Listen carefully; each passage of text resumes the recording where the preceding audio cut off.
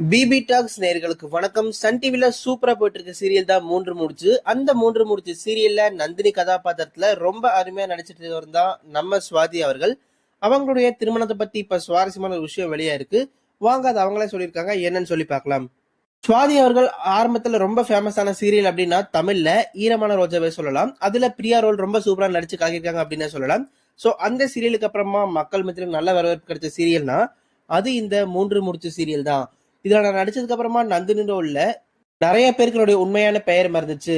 இப்ப எல்லாருமே நான் நந்தினின்னு சொல்லிதான் பெரியவங்க எல்லாம் கூப்பிடுறாங்க, எங்க வெளியே பார்த்தாலுமே சொல்றாங்க. அது எனக்கு ரொம்பவே ரொம்ப சந்தோஷமா இருக்கு. நான் நடிச்சதுக்கான பெரிய ஒரு அங்கீகாரமா அதை பாக்குறேன் அப்படிங்கிற மாதிரி சொல்லியிருந்தாங்க. அது மட்டும் இல்லாம சமீபத்துல அவங்களுக்கு சிறந்த நடிகைக்கான அவார்டும் பாத்தீங்கன்னா சன் டிவில இருந்து கொடுத்திருந்தாங்க. ஸோ அந்த ஒரு ஃபங்க்ஷனை கூட பாத்தீங்கன்னா அவங்களுக்காக ஒரு ஏவி எல்லாம் போட்டு அவங்க மேல கூப்பிட்டு அவங்கள பேச வைப்பாங்க. அப்ப நந்தினி அவர்கள் பாத்தீங்கன்னா அழுதுட்டே சொல்லுவாங்க, நான் ரொம்ப கஷ்டப்பட்டிருக்கேன். நான் சாப்பிடாம நிறைய நாள் இருந்திருக்கேன். நிறைய நாள் ரொம்ப கிலோமீட்டர் நடந்து நான் ஆடிஷன் அட்டன் பண்ணியிருக்கேன். நிறைய ஆடிஷன்ல ரிஜெக்ட் ஆயிருக்கேன். அதெல்லாமே எனக்கு கஷ்டத்தை கொடுத்துச்சு அப்படிங்கிற மாதிரி சொல்லியிருந்தாங்க. அது மட்டும் இல்லாம அந்த விருது கொடுக்குற இடத்துலயே பாத்தீங்கன்னா அங்க இருக்கிற அவங்களுடைய குடும்பம் எல்லாம் சேர்ந்து அவங்களுக்கு சர்ப்ரைஸ் நிறைய விஷயம் பண்ணியிருப்பாங்க. அவங்களுக்காக கொலுசு, கம்மல், செயின் அப்படின்னு சொல்லி எல்லாமே வாங்கி கொடுத்துருப்பாங்க. அதை அவங்க சந்தோஷமா அழுதுட்டே காமிச்சிருப்பாங்க. அது மட்டும் இல்லாம அந்த கொலுசை இந்த சீரியல் ஹீரோவான சூர்யா அவர்களே அவங்க காலில் போட்டு விடுவாங்க. அந்த தருணத்தை நான் மறக்கவே மாட்டேன் அப்படிங்கிற மாதிரி நந்தினி அவர்கள் சொல்லியிருந்தாங்க. இதே விஷயம் பாத்தீங்கன்னா மெய்யழகன் படத்துலயும் நடந்தது. மெய்யழகன் படத்துல எனக்கு இதே மாதிரி அரவிந்த் சாமி சார் என் காலில் கொலுசு போட்டு விடுவாரு. நான் அதுல ரொம்ப ரொம்ப சந்தோஷப்பட்டேன். என்கிட்ட ஃபர்ஸ்ட் டைரக்டர் சொல்லும் போது, பிரேம்குமார் சார் சொல்லும் போது, உங்களுக்கு இந்த மாதிரி தங்கச்சி ரோல் பண்ணும் அரவிந்த் சாமிக்குன்னு சொல்லி சொன்னாரு. எனக்கு ரொம்ப சந்தோஷமா இருந்துச்சு. அதுல கார்த்தி சார், அரவிந்த் சாமி சார் ரெண்டு பேருமே சூப்பரா நடிச்சிருப்பாங்க. தமிழ் சினிமாவில் ஒரு மறக்க முடியாத படமா அது அமைஞ்சது. அதுல தங்கச்சி ரோல்ல பண்ற ரொம்ப சென்டிமெண்டான சீன் அப்படின்னு சொல்லும்போது எனக்கு அது ரொம்ப ரொம்ப சந்தோஷத்தை கொடுத்தது அப்படின்னு தான் சொல்லி ஆகணும். நான் அதை என் வாழ்க்கையில மறக்கவே மாட்டேன். ஷூட்டிங் பாத்தீங்கன்னா கும்பகோணத்துல நடந்துச்சு. ஸோ கும்பகோணத்துல இந்த படத்தோட ஷூட்டிங் நடக்கும்போது 2 நாளுக்கு முன்னாடியே போயிட்டு அங்கே ரிஹர்சல் பண்ணிடுவோம். சீரியல் தான் எனக்கு முன்னாடி ஒருத்தவங்க பிளான் பண்ணிட்டே இருப்பாங்க. ஆனா சினிமா என்னால் அப்படிலாம் பண்ண முடியாது, நானும் டைலாக் பர்சன் சொல்லிட்டாங்க. நான் ரொம்ப கஷ்டப்பட்டு தான் அந்த படத்தில் நான் நடிச்சேன். ஆனா நடிச்சதுக்கான அங்கீகாரம் எனக்கு கிடைச்சது. அரவிந்த் சாமி சார் எனக்கு அதெல்லாம் வாங்கி கொடுக்கும்போது நான் அப்பவே அவர்கிட்ட கேட்பேன், இதெல்லாம் நான் இப்பவே போட்டுக்கலாமான்னு சொல்லும் போது நீ போட்டுக்க அப்படிங்கிற மாதிரி சொல்லுவாங்க. அதுக்கப்புறம் அரவிந்த் சாமி சாரே என் காலில் கொலுசு மாட்டி விடுவாரு. ஸோ இதே விஷயம் சன் டிவில இப்ப என்னுடைய சீரியல் குடும்பம் எனக்கு பண்ணியிருக்காங்கன்னு நினைக்கும் போது எனக்கு ரொம்ப ரொம்ப சந்தோஷமா இருக்கு. இதை என் வாழ்க்கையில மறக்கவே மாட்டேன் அப்படின்னு சொல்லி அந்த ஸ்டேஜ்ல இருந்து அழுதுட்டே பாத்தீங்கன்னா நந்தினி அவர்கள் சொல்லியிருப்பாங்க. அது மட்டும் இல்லாம நந்தினி அவர்கள் பாத்தீங்கன்னா சமீபத்துல அவங்களுடைய தங்கச்சிக்கு மேரேஜ் நடந்தது. அந்த போட்டோஸ் எல்லாம் ஷேர் பண்ணி நான் ரொம்ப சந்தோஷமா இருக்கேன். எங்க வீட்டுல மேரேஜ் பண்ணிக்கணும்னு சொல்லி கேட்டே இருந்தாங்க. அதுல ஒரு மேரேஜ் இப்ப கன்ஃபார்ம் ஆயிடுச்சு, என்னுடைய தங்கச்சிக்கு மேரேஜ் நடந்துச்சுன்னு சொல்லி அந்த போட்டோவை ரொம்ப சந்தோஷமா அவங்க ஷேர் பண்ணியிருந்தாங்க. அது மட்டும் இல்லாம அடுத்ததா எனக்கு தான் மேரேஜ் நடக்க போகுது, நான் காதல் திருமணம் தான் பண்ணிக்குவேன் அப்படிங்கிற மாதிரி சொல்லியிருந்தாங்க. ஒரு இன்டர்வியூல அவங்ககிட்ட ஒரு கேள்வி கேட்கப்பட்டுச்சு, உங்களுக்கு சன் டிவி சீரியல்ல வர எந்த கதாபாத்திரம் மாதிரி மாப்பிள்ளை அமைந்தா நீங்க ரொம்ப சந்தோஷப்படுவீங்கன்னு சொல்லி கேட்டு அவங்களுக்கு ஆப்ஷனும் கொடுத்தாங்க. சிங்கப்பெண்ணை சீரியல்ல வர மகேஷ் மாரியா, அன்பு மாரியா, இல்ல இந்த சீரியல் நீங்க நடிச்சிட்டு இருக்க மூன்று முடிச்ச சீரியல்ல வர மாதிரி சூர்யா ரோல்ல மாப்பிள்ளை வேணுமா அப்படின்னு சொல்லி கேட்டிருப்பாங்க. அதுக்கு அவங்க எனக்கு குடியார் ரோல்ல மாப்பிள்ளையே வேண்டாம் அப்படின்னு சிரிச்சுட்டே சொல்லிட்டு எனக்கு சிங்கப்பெண்ணை சீரியல்ல அன்பு ரோல்ல நடிச்ச மாதிரி மாப்பிள்ளை வேணும். ஸோ அந்த கதாபாத்திரம் வந்து எனக்கு ரொம்ப சந்தோஷமா இருக்கும் லைஃப் அப்படிங்கிற மாதிரி சொல்லியிருந்தாங்க. நானும் கூடிய சீக்கிரத்தை திருமணம் பண்ணிக்க போறேன். ஆனா அதுக்கான டைம் வரும்னு சொல்லி வெயிட் பண்ணிட்டு இருக்கேன். நான் காதலிச்சுதான் திருமணம் பண்ணிருக்குவேன். இதுக்கு முன்னாடி நான் காதல் பண்ணிருக்கேன், பட் எனக்கு செட் ஆகல. சில கருத்து வேறுபாடுகள்லாம் நாங்க பிரிஞ்சுட்டோம். ஆனா இனிமேல் நான் கண்டிப்பா காதல் திருமணம் தான் பண்ணிக்குவேன். எனக்கு இந்த அரேஞ்ச் மேரேஜ்ல உடன்பாடு இல்லை. ஒருத்தரை பார்த்தோன்னே பிடிச்சி அவங்களை கல்யாணம் பண்றதுல எனக்கு நம்பிக்கையே கிடையாது. பேசி பழகி 2 பேர் மனசு பிடிச்சு இல்ல ஒருத்தர் பிடிக்கல அப்படின்னா பிரிஞ்சு போறதுதான் ஸ்டார்டிங்ல நல்லது அப்படிங்கிற மாதிரியும் சொல்லியிருந்தாங்க. ஏன்னா அடுத்து நம்ம ஒரு 40-50 வருஷத்துக்கு கூட வாழ போறோம் அப்படின்னா அவங்கள எடுத்தோன்னே பார்த்து நம்ம செலக்ட் பண்ணவே முடியாது. அவங்க எவ்வளவு அழகா இருந்தாலும் சரி, எவ்வளவு பணக்காரங்களா இருந்தாலும் சரி, எவ்வளவு படிச்சவங்களா இருந்தாலும் சரி, அவங்களுடைய கேரக்டருக்கும் நம்மளுடைய கேரக்டருக்கும் அவங்களுடைய ரசனைக்கும் நம்மளுடைய ரசனைக்கும் ஒற்று போதான்னு சொல்லி பார்க்கணும். அப்படி அது ஒத்து போனா மட்டும்தான் மேரேஜ் பண்ணிக்கணும். இது எனக்கு மட்டும் இல்லை, நான் எல்லாருக்குமே கொடுக்குற அட்வைஸா எடுத்துக்கோங்க அப்படிங்கிற மாதிரி சொல்லியிருந்தாங்க. கண்டிப்பா என்னுடைய திருமணத்துக்கு என்னுடைய ரசிகர்கள் கண்டிப்பா நான் சொல்லுவேன், ஃபர்ஸ்ட் அவங்களுக்கு தான் தெரியப்படுத்தும் அப்படிங்கிற மாதிரி சொல்லியிருந்தாங்க. கூடி சீக்கிரத்துல ஒரு நல்ல செய்தியோட உங்ககிட்ட வரேன். நிறைய பேர் திருமணம் பண்ணிக்க சொல்லி கேட்டே இருக்கீங்க, கண்டிப்பா நான் திருமணம் பண்ணிக்க போறேன் அப்படிங்கிற மாதிரி இந்த ஒரு சந்தோஷமான விஷயத்த பாத்தீங்கன்னா அவங்க அந்த இன்டர்வியூல சொல்லியிருந்தாங்க. அது மட்டும் இல்லாம எனக்காக ரசிகர்கள் நிறைய மனக்கெடுத்து நிறைய விஷயம் பண்றாங்க. முக்கியமா சொல்லணும் அப்படின்னா எனக்காக என்னுடைய போட்டோஸ், வீடியோஸ் எல்லாம் எடிட் பண்ணி அவங்க எப்பவுமே சோசியல் மீடியால அப்லோட் பண்ணிட்டே இருக்காங்க. என்ன இன்னும் அழகா காமிக்கிறாங்க. இன்ஸ்டாகிராமா இருக்கட்டும், யூடியூபா இருக்கட்டும், இந்த மாதிரி சோசியல் மீடியா பேஜ்ல அவங்க எனக்காக போட்டோஸை டைம் எடுத்து மெனக்கெட்டு எடிட் பண்ணி போடுறாங்க. அதெல்லாம் நான் பார்த்து ரொம்ப ரசிச்சிருக்கேன், ரொம்ப சந்தோஷப்பட்டிருக்கேன். இன்னும் நிறைய பேர் பார்த்தீங்கன்னா நேர்ல பார்த்து என் கூட போட்டோ எடுக்கிறது, அது மட்டும் இல்லாம எனக்காக gift குடுக்கறது, என்ன வரைஞ்சு குடுக்கறது அப்படின்னு சொல்லிட்டு நிறைய விஷயங்கள் பண்றாங்க. இன்னும் ஒரு சில ஃபேன்ஸ்லாம் எனக்காக லெட்டர்லாம் எழுதி குடுப்பாங்க. அதெல்லாம் நான் ரொம்ப பத்திரமா வச்சிருக்கேன்.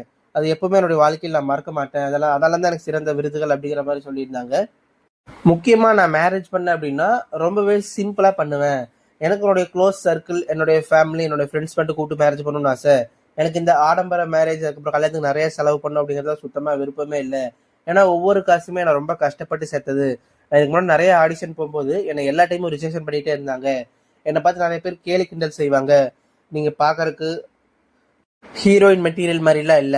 உங்களுடைய வாய்ஸ் ஆம்பள வாய்ஸ் மாரி இருக்கு. உங்களுடைய தோற்றமே ஆம்பள மாரி இருக்கு அப்படின்னு சொல்லிட்டு என்ன நெறைய கேலி கிண்டல் பண்ணி நெறைய ரிஜெக்ஷன் பண்ணியிருக்காங்க. பட் அதெல்லாம் நான் ஃபேஸ் பண்ணி தான் வந்திருக்கேன். அதனால நான் காச ரொம்ப அனாவசியமா பார்த்தீங்கன்னா, நான் செலவு பண்ணவே மாட்டேன். எனக்கு அது பிடிக்கவும் செய்யாது. இந்த கிராண்ட் வெட்டிங்லாம் சுத்தமா உடன்பாடே இல்ல அப்படிங்கிற மாரி சொல்லியிருந்தாங்க. அது மட்டும் இல்லாம நெறைய பேர் என்கிட்ட கேட்கறது, உங்க சீரியல்ல வர சூர்யாவை நீங்க கல்யாணம் பண்ணிக்க வேண்டியது தானே அப்படின்னு சொல்லி சொல்றாங்க. ஆனா அவனுக்கு ஆல்ரெடி கல்யாணமாகி ஒரு குழந்தையே இருக்கு அப்படிங்கிற மாரி சொல்லி சிரிச்சிருந்தாங்க.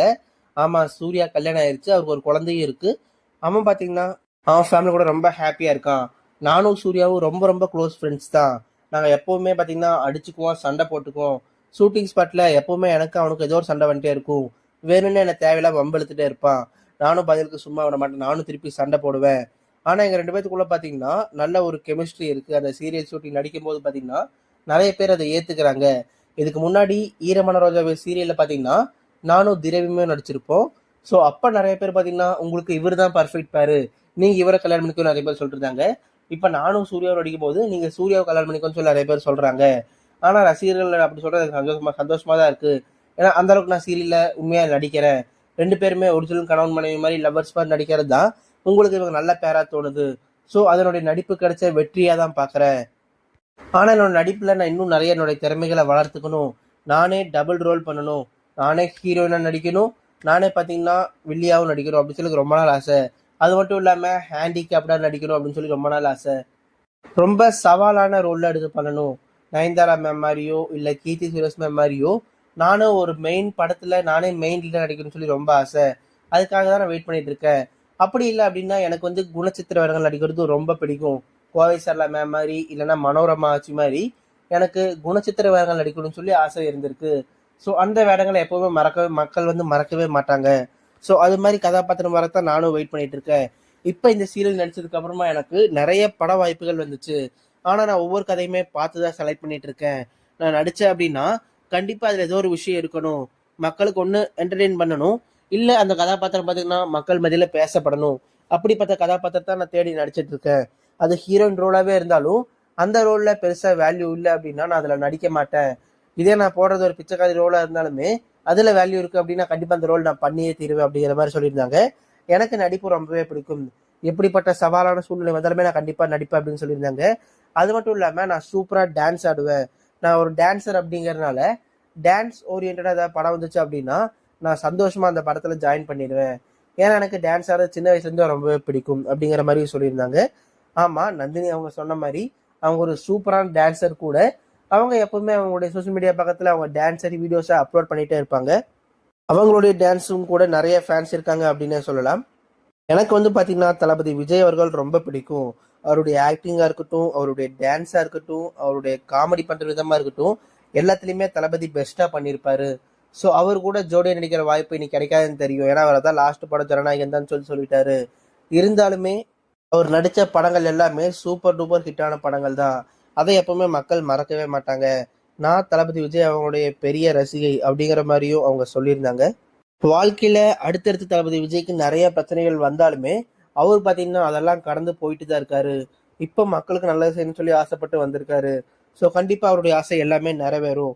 மக்கள் அவரை ஏத்துப்பாங்கன்னு நினைக்கிறேன் அப்படிங்கிற மாதிரி தளபதி விஜய் அவங்களுக்கு சப்போர்ட் பண்ணி நம்ம நந்தினி அவர்களும் பேசியிருந்தாங்க. என்னுடைய ஆசையே தொடர்ந்து என்னுடைய ரசிகர்களை என்டர்டெயின் பண்ணிட்டே இருக்கணும்.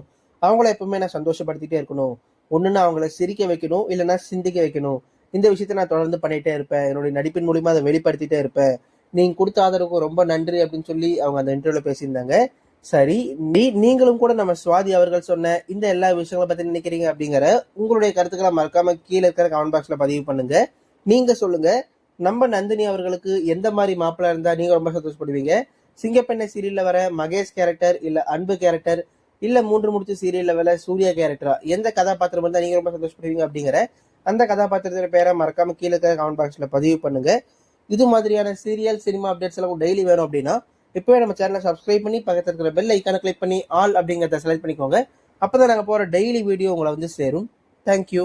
அடுத்ததா எந்த நடிகை நடிகையுடைய பயோகிராஃபி வேணும் அப்படிங்கறதையும் கமெண்ட்ல சொல்லுங்க.